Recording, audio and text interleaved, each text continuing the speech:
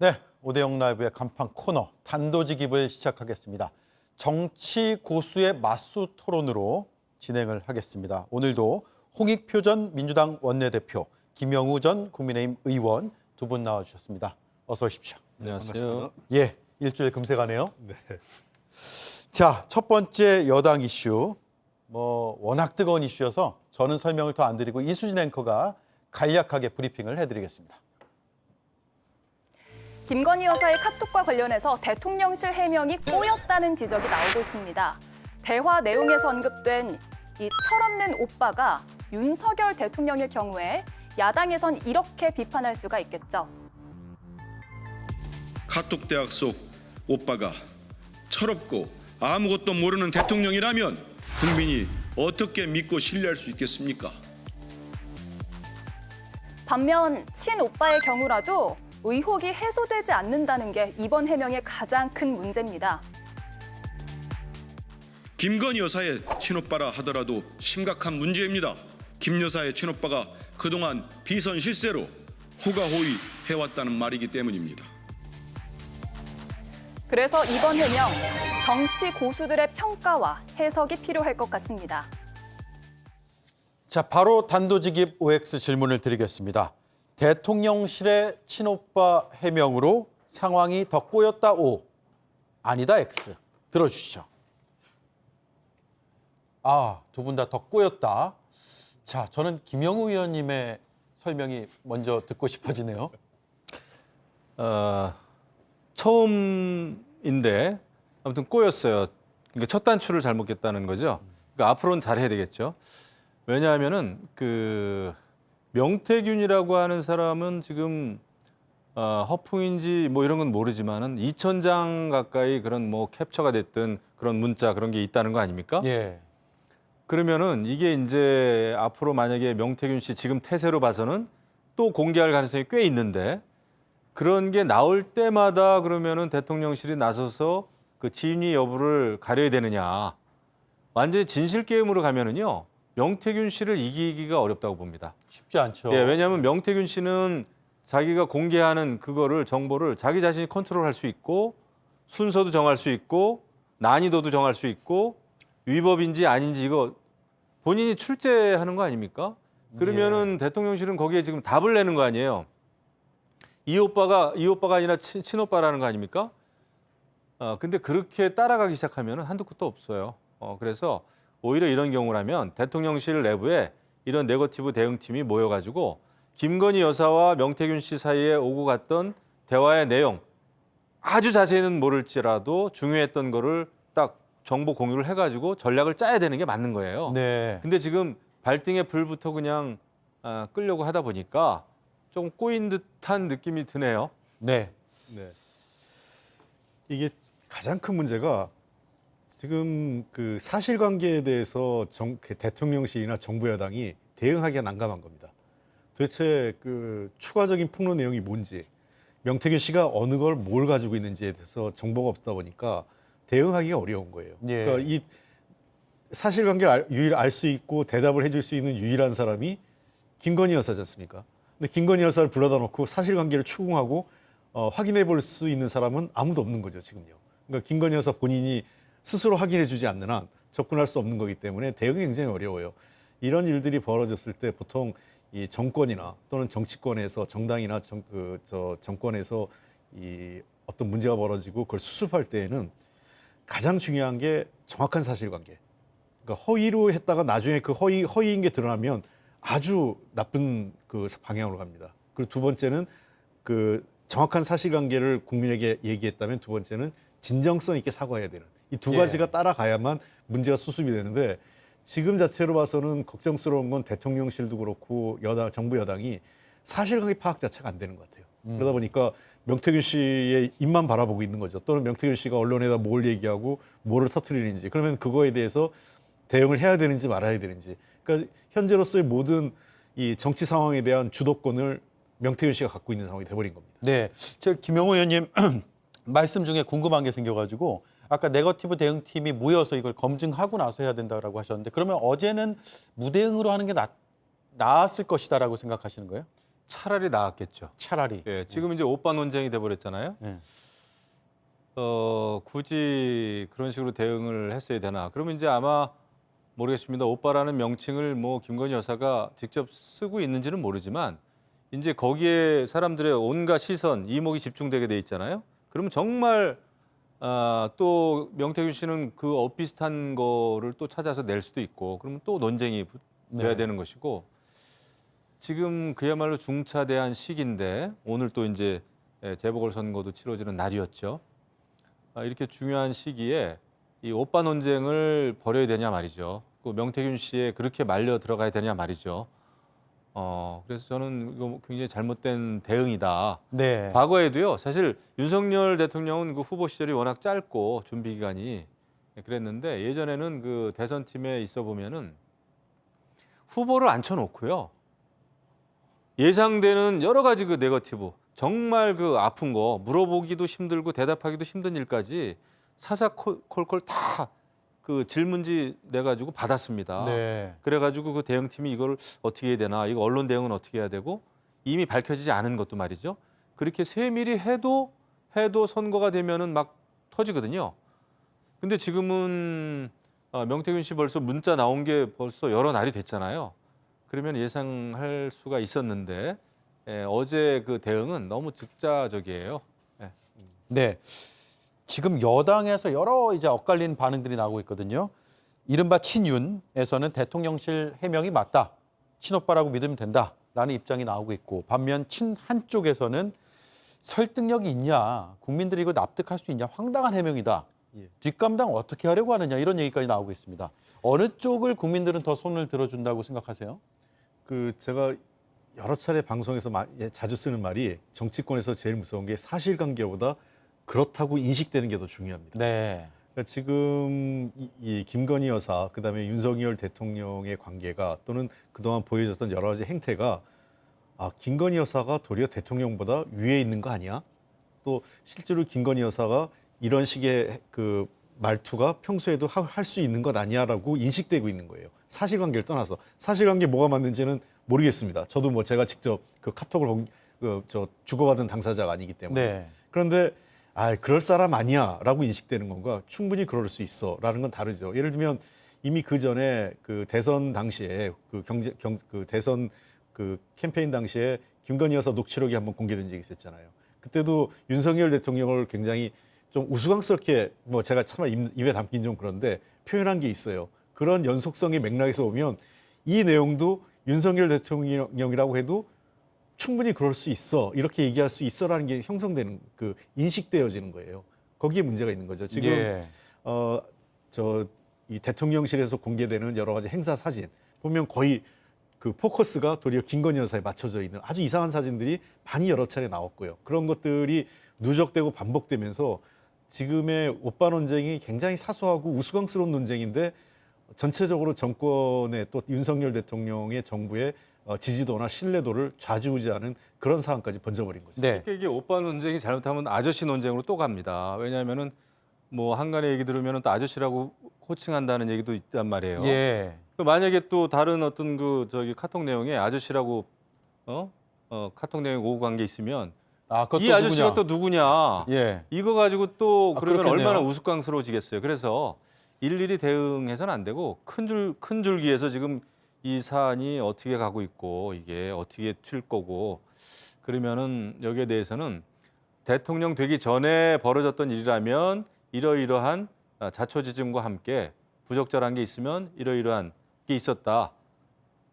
그렇게 하는 게 오히려 선제적인 대응이 될 겁니다. 그렇지 않으면 이거 호미로 막을 거 가래로 못 네. 막을 수도 있어요. 네. 그래서 이어지는 질문입니다. 앞서 이제 네거티브 팀 얘기도 하셨고요. 대응팀. 그런데 그런 팀이 있는가도 궁금하고 대통령실의 이런 위기 대응 기능이 거의 마비된 거 아니냐 이런 비판하시는 분들도 있더라고요. 이 사안을 보고 대통령실의 대응 기능이 마비된 것으로 보인다. O. 아직까지 그런 건 아니다. X. X, O. O 먼저 듣겠습니다. 예. 그 아까 김용원도 먼저 말씀하셨지만 이 사과는 종합적이고 진정성 있게 한 번에 그 끝낼 수 있는 게 최선이에요. 근데 그 대통령실이 보면 어제 내용은 김건희 여사와 관련된 내용이 나오니까 빛의 속도로 반응을 보였습니다. 네. 그 전에 사실은 그 명태균 씨 반응에 대해서 일일이 사기꾼 같은 사람한테 일일이 반응하지 않겠다고 했다가 김건희 여사 카톡 나오니까 뭐 한두 시간 만에 그 반응을 보였거든요. 맞아요. 네. 그러니까 이거 굉장히 이례적인 거예요. 그래서 이 대통령실의 정무적 판단이 다른 데에서는 뭐 그래도 작동이 되는지 모르겠지만 김건희 여사와 관련된 문제, 김건희 여사 앞에만 가면 대통령실 정무적 기능은 거의 제로 상태, 없는 상태가 되는 거 아니에요 이렇게 보이고요.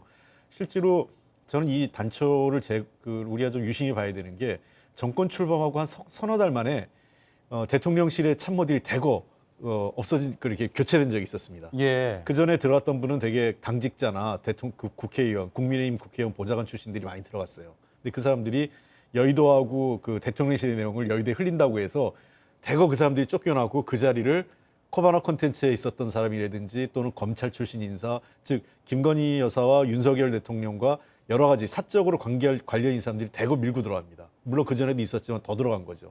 그러면서 저희가 보기에는 검증되지 않은 인사들이 대통령실에 들어갔고, 그리고 실제로 인사나 어떤 정무적 결정에 영부인이 너무 좌지우지하는 그런 현상들이 나타나는 것 아니냐. 그 부작용이 지금의 명태균 씨 그 사건으로 표면화됐다 이렇게 보입니다. 네, 그래서 대응 기능이 거의 마비된 거나 다름없다. 네, 이 특히 말씀이죠. 김건희 여사와 관련된 문제는 김건희 더 여사와 많은 것 같습니다. 관련해서. 제가 정확한 상황을 알기는 어렵죠. 하지만 이제 예전 같으면은 이런 상황이 벌어지면은 이제 정무수석실, 민정수석실, 또 법률비서관이라든지 또 수행팀, 그다음에 이 일이 벌어졌던 그 시점이 이제 대선 경선 과정이면 그때 캠프에 이제 상황실장이라든지 이런 사람들이 모여가지고 이제 그 아주 최고의 에이스들, 그다음에 가장 잘 알고 있을 만한 사람들이 모여가지고 법률적인 대응은 이렇게 하고 언론 대응은 이렇게 하고 홍보는 어떻게 하고 아니면 상대방은 어떻게 또 설득을 하든 뭘 하든 연락은 누가 한번 취해보고 이게 이제 딱 그 전략이 짜져야 됩니다. 네. 그렇지 않고 그 오빠가 아니다라는 쪽으로 이제 이게 나오면 우스꽝스러워지는 거예요. 코미디로 가는 거고 그러면은 왜 친오빠하고 명태균 씨는 무슨 관계고 입당 여부를 결정할 때 그러면 친오빠가 어떤 역할을 했고 그 친오빠는 그것만 했겠느냐? 예? 입당 여부만 얘기를 했겠느냐? 뭐 다른 거 이렇게 막 나와요. 그러면 이거 정말 주워 담을 수도 없거든요. 그래서 대응이 조금 성급하지 않았나 싶은데 그렇다고 해서 지금 완전히 뭐 마비됐다 저는 그렇게 보고 싶지는 않고요. 지금이라도 정말 그 최고의 엘리트들이 가 있어야 되는 곳이 사실은 용산입니다. 대통령실이에요. 네. 근데 그거에 대해서 지금 이제 많은 분들이 의구심을 가지고 있는데 위기 의식을 좀 위기라고 하는 인식을 가지고 철저히 대비해야 된다. 이거 위기죠. 이거 그냥 해프닝이 아니죠. 엄청난 위기죠. 해프닝이 아니죠. 지금 오늘 선거인데도 완전히 모든 이슈가 그냥 명태균 블랙홀로 다 빨려 들어갔잖아요. 오늘 끝납니까? 이거 이제 그 선거 결과를 놓고 명태균 이 사건이 가져온 또 그 어떤 여파 누구 때문에 또 선거가 이 모양이 됐다 책임 공방으로 가면 그게 이제 여권 내 분열로 가는 것이고 예. 용산이 잘했네, 당이 잘했네, 잘못했네 이러면 그게 이제 어려워지는 거거든요. 그래서 이거는 빨리 그 마무리해야 되는데 선거 이후에 당 대표하고 대통령께서 독대입니까, 뭐 면담입니까 하기로 했다고 하니 이 문제를 반드시 포함시켜 가지고 해결책을 찾아 나가야죠. 네. 독대에서 해결책 들고 와야 된다. 제가 한 가지만 여기 덧붙이면요. 예. 과거 이런 일들이 어느 정권에 있을 수 있어요. 꼭 똑같은 사안이 아니라도 정권 이제 대통령실을 둘러싼 논란. 그러면은 그 언론 대응을 위해서 당의 그 핵심 인사하고 대통령의 핵심 인사가 만나서 입장을 조율합니다. 그래서 하나의 목소리를 만들고 그러면 당은 누가 대응하고 예를 들면 당에서는 뭐 이건 수석 대변인이 한다. 그러면 대통령실에서는 뭐 정무수석이 한다. 그렇게 결정을 하고 나면 두 사람 간에 긴밀하게 연락을 하면서 대통령실은 대통령실대로 당은 당대로 하는데 둘이 최소한 목소리를 맞추거든요. 근데 그런 것도 잘 안 되는 것 같아요. 네. 그리고 제가 딱 추측입니다. 제 생각입니다. 김건희 여사에 대해서 제일 잘 알고 있는 여당, 여권 내 정치인이 누굴까요? 김건희 여사에 대해서요. 네. 저는 한동훈 대표라고 봐요. 예. 수십 년 동안 지켜봤고 그래서 어느 정도 열쇠를 만들 수 있다고 봅니다. 이 문제. 그래서 대통령과의 독대가 그렇게 필요했던 거고 아무도 얘기할 수 없는 것도 저는 한동훈 대표라면은 얘기 꺼낼 수 있다고 봐요. 왜냐하면 지금 이거 벌어지고 있는 일이 한두 사람의 운명에 걸린 문제가 아니라 집권 여당 전체, 대한민국의 어떤 향방에 대해서도 큰 영향력을 줄 수 있는 매우 중요한 문제이기 때문에 한동훈 대표 대통령께서는 솔직하게 얘기를 해야 네. 답이 나온다. 예. 알겠습니다. 그런데 이 문제도 이제 독대에서 거론을 해야 되느냐 마느냐 가지고 여러 이야기가 있고 대통령실에서 반박도 나오고 이런 상황이에요. 바로 한남동 7인회인데 대통령실 참모진이 아니라 김건희 여사의 일종의 비선 아니냐라는 의구심이 지금 언론 보도를 통해서 나오고 있고 7명의 명단까지 지금 돌고 있단 말이에요. 그래서 이 한남동 7인회의 실체 여부와는 별개로 어쨌든 언론에서는 규정이 돼 있습니다. 근데 이런 7인회 같은 모임 혹은 그런 라인 이런 것들이 과거에는 전례가 없는 일인가? 아니면 과거에도 비슷한 일들은 늘 권력 주변에 있었느냐? 이게 궁금하거든요. 전례 없다, O, 아니다. 비슷한 일은 있었다, X 들어주시죠. 참 애매한데 네. 이게 저는 OX로 얘기하는데 어쨌든 저도 뭐 네, X 이런 일은 없었다. 왜냐하면 제가 이 왜 전례가 없는 일인가를 여쭤본 이유는 이렇게 하면 전례가 있다는 거잖아요. 아니 없다는 거죠. 없다. 아까 전례가 없다? 예. 그럼 오로 하셔야겠네요. 아, 전례 없는 일이다, O. 전례 없는 일이다? O. 전례가 없다? 전례가 없다. 전례가 없다. 전례가 있죠. 그러니까 전례가 있다. 있다고 보는 헷갈리네요. 거예요. 그러면 OX 질문에 제가 없는은 약간 질문이 예. 좀 전례가 헷갈렸어. 있다, 없다. 예. 근데 지금은 전례가 있다. 오케이. 있다, 없다. 전례가 있다로 하겠습니다. 두 분 다 예. 전례가 있다. 있다. 근데 좀 제가 왜 전례를 질문을 드리냐면 보통 이제 대통령 주변의 이런 비선 조직 얘기는 좀 나왔는데 영부인의 비선 조직 여부, 의혹 이런 것들은 처음인 거 아닌가라는 생각이 들었는데 영부인의 비선주지? 그래서 제가 이게 전례가 있다 없다가 참 애매하다는 게 예. 전례가 있다는 얘기는 없다로 하시죠 그러면. 예, 전례가 있다라고 얘기할 때 얘기는 대통령실에서도 실세 라인이 있어요. 뭐 예를 들면 아무래도 이제 그 대통령이 되는 과정에서 풍채한 노숙을 같이 한 사람들 있지 않습니까? 그런 분들이 그 직급에 비해서 영향력이 좀 세죠. 뭐 직급은 예를 들면 뭐 수석 비서관이 아니라 비서관이고 네. 선임 행정관인데 사실상 이제 정부 부처에서 공무원 출신의 비서관이나 수석 비서관이 그분들의 의견을 듣거나 무시하지 않는 이런 경우가 종종 있습니다. 그런 경우에도 근데 제가 전례가 없다라고 하는 두 가지 이유는 하나는 그러니까 영부인이 이렇게 라인을 만든 경우는 그동안 없었고요. 물론 한두 명 정도 신임하는 경우 있어도 이렇게 전체적으로 비서실 전체를 좌지우지하는 것처럼 외부에 알려지는 건 처음 있는 일이고 그리고 두 번째는 이해가 안 되는 거는 지난번에 이 박영선 국무총리설이 있었어요. 양정철 비서실장설이. 네. 그때 좀 황당했던 거는 정진석 비서실장이 아니라고 했는데 지금의 논란이 되는 소위 한남동 7인회 중에 몇몇 사람들이 언론들 만나서 그거 검토했고 사실이야 이렇게 얘기하는 거죠. 예. 그러니까 자기 최소한 비서실장이 정리했으면 그걸로 끝내고 싸우더라도 안에서 뭐 티격태격해야 되는데 언론에다 대고 대놓고 얘기하고 그런 사람들이 아무런 징계나 또는 백악관이래요. 대통령실에서 쫓겨나거나 이러지도 않고 네. 그대로 그 자리를 유지하는 것은 전례가 없는 일이죠. 네. 제가 볼 때는 이제 예전에는 뭐 사실 뭐 박근혜 정부 때는 뭐 그럴 리가 없고요. 혼자 계셨고 독신이셨고 그다음에 좀 활동적이었다고 하는 영부인들은 더러 있었죠. 그런 영부인들이 그런데 뭐 친목계 형태로 이렇게 가까운 지인들을 주기적으로 만나고 이런 거는 있을 수는 있어요. 예. 근데 이제 모여서 무슨 일을 했느냐가 중요한 거 아니겠습니까? 뭐 인사에 개입을 한다든지 누구를 총리로 추천한다든지 예. 이제 뭐 이런 일까지는 없었다고 저는 생각을 하고 다만 지금 한남동 모르겠어요. 저는 뭐 동대문 베이스라 한남동에 대해서는 관심이 없는데 그런 모임이 있는지 없는지는 저로서는 알 수는 없는데 한간에 이제 주로 그 김건희 여사와 가까운 사람들 행정관 뭐 비서관들이 있다. 뭐 수행도 했었고 또 홍보도 했었고 의전도 담당했었고 이런 얘기는 사실 제가 볼 때 다 알고 있다고 봐요. 이 여의도 바닥에서는 어떻게 보면.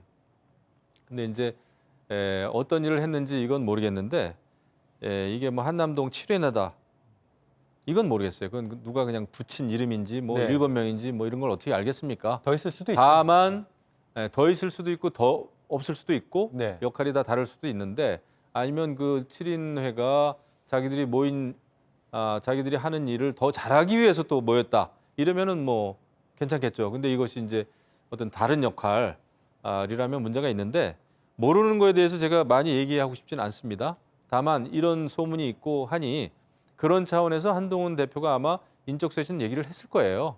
그렇기 때문에 저는 그런 차원에서 지금은 개혁을 만들어서도 해야 될 시기입니다. 지금 그거 실체가 없다. 용산 모두 다 대통령 사람이다. 대통령실의 사람 다 대통령 사람이죠. 대통령이 다 인사권 행사해서 채용하지 않았겠습니까? 그걸 모르는 게 아니잖아요. 그런 원론적인 얘기를 듣고 싶어서 질문을 한 게 아니잖아요. 그래서 네. 저는 그 개혁을 해야 된다. 아무튼 그 독대든 면담이든 그 해가지고 그 변화를 가져오지 않으면 안 되게 지금 생겼어요. 예. 그게 국민의 눈높이인데. 알겠습니다. 독대에서 가져와야 될 결과물이 상당히 많아 보이네요. 첫 번째 주제는 여기까지 하고 이번엔 선거 얘기 좀 해보겠습니다. 이수진 앵커가 전해드립니다. 여러분, 한동훈 대표 지지하시죠? 네! 잘 안 들려요? 지지하세요? 네! 그러면 윤희정 후보를 당선시켜주세요! 어두컴컴해질 때까지 부산 금정에서 유세를 이어간 국민의힘 지도부 모습입니다. 최대한 성의를 다하겠다는 설명인데요. 마지막 날까지 저희가 진심을 보이기 위해서 왔습니다. 그래서 오늘 여기서 하루 자고 갈까 합니다. 반면 민주당 지도부는 재보궐 선거와 관련해서 어제 특별한 일정이 없었습니다. 그러다 보니까 3파전이 벌어지고 있는 전남 영광에서도 민주당 장세일 후보의 차량은 이렇게 널널했습니다. 다만 어제에 이어서 오늘도 이재명 대표는 이렇게 투표 독려를 했죠. 오늘이 재보궐 선거일입니다. 서울 교육감, 전남 영광 곡성군수, 또 강화군수, 부산 금정구청장, 국민 여러분이 주권자로서 꼭 한 표를 행사하십시오. 국민의힘의 절박함, 더불어민주당의 초연함, 이번 선거 양당 대표들에겐 어떤 의미가 있는 걸까요? 자, 땡땡땡에 달린 운명, 첫 번째 금정구에 달린 운명을 보겠습니다. 이제 투표가 1시간 반 정도 이제 남았어요. 부산 금정에서 만약에 국민의힘이 진다면 한동훈 대표와 윤석열 대통령 둘 모두에게 치명타가 된다. O, 아니다. X. 치명타가 아니다. 둘 모두에게의 방점이 찍혀 있는 것 같은데요. 먼저 들어볼까요? 예. 어쨌든 이번 선거는 지난 강서구청장 선거하고는 좀 국면이 다릅니다. 일단 여권이 올인하지 않았어요. 그때는 강서구청 보통은 국회의원 보궐선거하고 달리 그 지방선거, 그러니까 지역 단체장 재보궐선거 같은 경우는 그게 정권 심판론이 크게 작동하지 않습니다. 예. 이번 선거는 좀 미니 선거예요. 그러니까 단체장이 4개 정도 걸린 선거이기 때문에 한 10개 이상 되면 또 그리고 그 판이 수도권에 있고 또 수도권 충청권과 같은 스윙보터 지역에 좀 많이 있으면 정권 심판론이 크게 작동을 하는데 이번은 그 호남하고 그 강화 또 금정 이건 양쪽이 약간 좀 텃밭 같은 지역이기 때문에 여기서 그 크게 지금 정권 심판론이 막 작동하지는 않고 올인하고 있는 상태는 아니라고 생각을 합니다. 그리고 네. 이미 여러 가지 그 경우의 수를 놓고 한동훈 대표도 그렇고 윤석열 대통령도 그렇고 이 그 구청장 선거의 결과, 그러니까 지방선거 이번 재보궐선거의 결과를 이렇게 크게 부각시키려고 하지 않는 방식, 로키로 접근하고 있는 거죠. 상당히. 네. 정권 심판론이 작동하지 않기 때문에 둘 모두에게 타격이 될 그러니까 수는 없다. 일정 정도는 작동을 하는데요. 선거는 지면 무조건 힘듭니다. 그러니까 금정선거에서 지면 국민의힘이나 윤석열 정부가 당연히 저 선거 패배에 대한 대국민 사과라도 하고 뭐 겸허하게 받아들이고 국정을 쇄신하겠다 이런 입장은 나올 텐데 네. 이미 여러 가지로 흔들려 있는 그 대통령과 정부 여당의 이거 갖고 뭐 치명타가 돼서 뭐 자리를 내놔야 되고 이런 상황은 아니라고 네. 홍익표 대표님이 참 합리적이세요.